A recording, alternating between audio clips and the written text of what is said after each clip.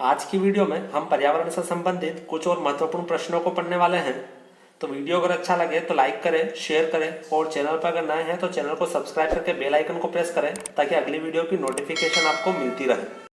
आज की वीडियो का पहला प्रश्न है, जैवमंडल के जैविक घटक है। पहला आंसर है उत्पादक, दूसरा है उपभोक्ता, तीसरा है अपघटक और चौथा है उपरोक्त सभी। तो इसका जो सही आंसर है वो है उपरोक्त सभी, यानी कि उत्पादक के अंतर्गत कौन आता है? पेड़ पौधे। उपभोक्ता की अगर बात करें तो उपभोक्ता को 3 भागों में बांटा जाता है।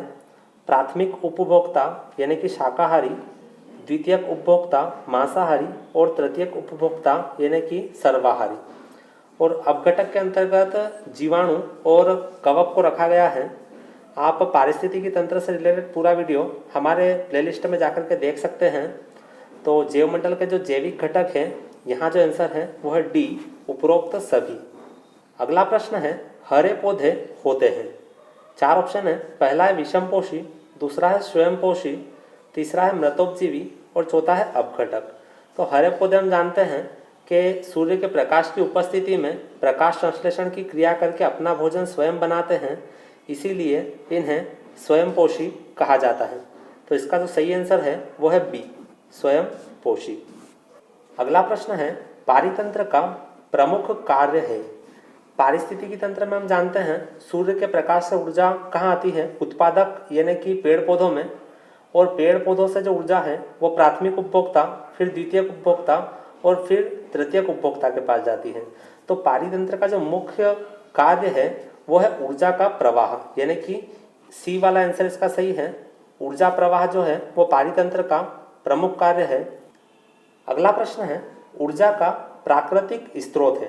इसमें 4 ऑप्शन है, विद्युत, अग्नि, सूर्य और इनमें से कोई नहीं। तो ऊर्जा के अगर प्राकृतिक स्रोत की अगर बात करें तो वो सूर्य होगा।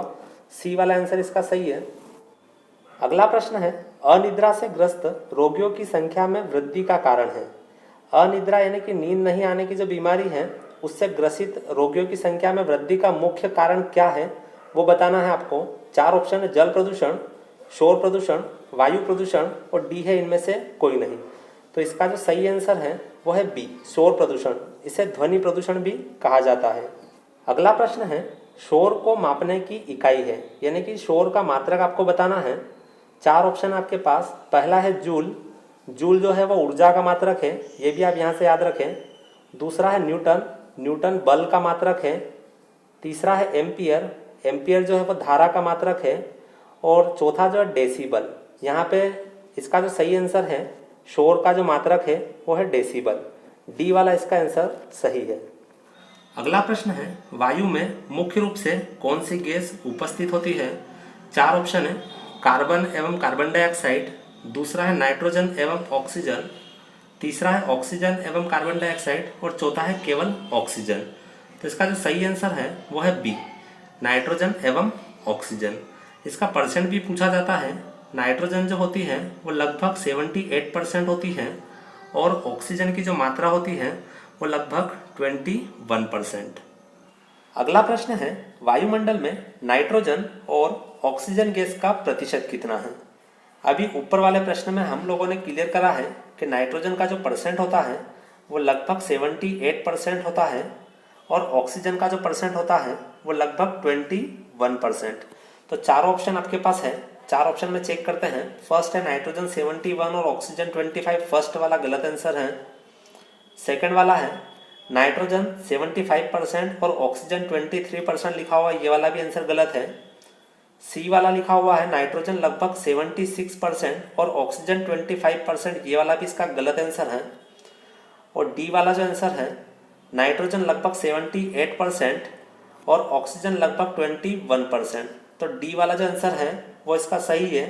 वायुमंडल में नाइट्रोजन लगभग 78% और ऑक्सीजन लगभग 21%। अगला प्रश्न है, श्वसन क्रिया में जीव जंतु वायु से कौन सी गैस उपयोग करते हैं? जैसा कि हम जानते हैं श्वसन क्रिया में जीव जंतु जो है वो वायुमंडल से ऑक्सीजन गैस को ग्रहण करते हैं और कार्बन डाइऑक्साइड गैस को छोड़ते हैं। तो इसका जो सही आंसर है कौन सी गैस का उपयोग किया जाता है तो वह है सी, यानी कि ऑक्सीजन। अगला प्रश्न है, पेड़ पौधे भोजन बनाने की क्रिया में कौन सी गैस का उपयोग करते हैं? 4 ऑप्शन है, नाइट्रोजन, कार्बन डाइऑक्साइड, ऑक्सीजन और आर्गन। तो जैसा कि हम जानते हैं, पेड़ पौधे प्रकाश संश्लेषण की क्रिया में कार्बन डाइऑक्साइड गैस को ग्रहण करते हैं और ऑक्सीजन गैस को छोड़ते हैं। तो यहाँ जो सही आंसर है वो है बी, यानी कि कार्बन डाइऑक्साइड इसका सही आंसर है।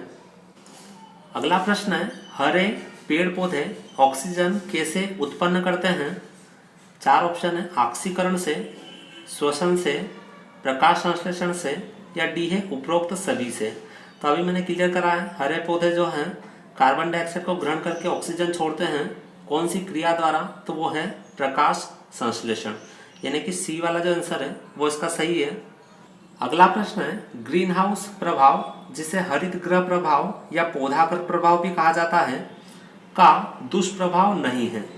4 ऑप्शन है, तापमान में वृद्धि, वर्षा में वृद्धि, जल स्तर में वृद्धि, चौथा है खाद्यान्न उत्पादन में वृद्धि। तो ग्रीन हाउस प्रभाव के जो दुष्प्रभाव है, तापमान में वृद्धि, वर्षा में वृद्धि और जल स्तर में वृद्धि। इसमें पूछा कौन सा नहीं है। यहाँ जो आंसर अपना होगा चौथा वाला सही है इसका, खाद्यान्न उत्पादन में वृद्धि। ये ग्रीन हाउस प्रभाव का दुष्प्रभाव नहीं है। अगला प्रश्न है, ग्रीन हाउस प्रभाव में मुख्य गैस कौन सी है? 4 option, oxygen, nitrogen, carbon dioxide और डी है इनमें से कोई नहीं। तो इसका जो सही आंसर है, ग्रीन हाउस प्रभाव में जो मुख्य गैस है वो है कार्बन डाइऑक्साइड, यानी कि सी वाला जो है इसका सही आंसर है। अगला प्रश्न है, निम्न में से कौन सी ग्रीन हाउस गैस नहीं है? यहाँ पूछा है कौन सी ग्रीन हाउस गैस नहीं है। 4 ऑप्शन, कार्बन डाइऑक्साइड, मीथेन, जल वाष्प और डी है नाइट्रोजन। ग्रीन हाउस गैसों के बारे में हम पहले पढ़ चुके हैं वीडियो में। Carbon dioxide green house gas है, मीथेन और जल वाष्प ये तीनों ग्रीन हाउस गैसें हैं, और नाइट्रोजन जो है वो ग्रीन हाउस गैस नहीं है। यहाँ पे इसका जो सही आंसर है वो है डी, नाइट्रोजन गैस। अगला प्रश्न है, क्योटो प्रोटोकॉल किससे संबंधित है? 4 ऑप्शन है, ओजोन परत के संरक्षण से, ग्रीन हाउस गैसों के उत्सर्जन से, पर्यावरण संरक्षण से या डी है इनमें से कोई नहीं। तो क्योटो प्रोटोकॉल का जो संबंध है वो है ग्रीन हाउस गैसों के उत्सर्जन से। एक और, ओजोन परत के संरक्षण से कौन सा प्रोटोकॉल संबंधित है वो भी आपको याद रखना है, पहले मैं क्लियर कर चुका हूँ। यह है मॉन्ट्रियल प्रोटोकॉल, जो कि ओजोन परत के संरक्षण से संबंधित है। अगला प्रश्न है, नाइट्रोजन स्थिरीकरण करने वाले जीवाणु का नाम। 4 ऑप्शन है, बेसिलस डी नाइट्रिफिकेंस, बी है लैक्टोबैसिलस, सी है राइजोबियम और डी है इनमें से कोई नहीं। तो इसका जो सही आंसर है वह है राइजोबियम। राइजोबियम जो है वो वायुमंडल की स्वतंत्र नाइट्रोजन को नाइट्रेट में परिवर्तित करता है और इसी क्रिया को नाइट्रोजन स्थिरीकरण कहा जाता है। अगला प्रश्न है, राइजोबियम जीवाणु का प्रमुख कार्य है। पहला है नाइट्रेट को नाइट्रोजन में बदलना, बी है स्वतंत्र नाइट्रोजन को नाइट्रेट में बदलना, सी है विनाइट्रीकरण और डी है इनमें से कोई नहीं। तो राइजोबियम जो है वो नाइट्रोजन स्थिरीकरण की प्रक्रिया करता है, यानी कि वायुमंडल की स्वतंत्र नाइट्रोजन को नाइट्रेट में बदलने का काम करता है। तो यहाँ पे जो अपना आंसर होगा वो होगा बी, वायुमंडल की स्वतंत्र नाइट्रोजन को नाइट्रेट में बदलना। अगला प्रश्न है, राइजोबियम निम्न में से किन पादपों की जड़ों में रहता है? 4 ऑप्शन है, पहला है चना, बी है मूंग, सी है मटर और डी है उपरोक्त सभी। तो राइजोबियम जो है वो सभी दलहनी फसलें जो हैं उनकी जड़ों में पाया जाता है, यानी कि यहाँ पे जो अपना आंसर होगा वो होगा उपरोक्त सभी, चना, मूंग, मटर, यानी कि डी वाला आंसर इसका सही है। अगला प्रश्न है, पादपों में नाइट्रोजन किस रूप में अवशोषित होता है?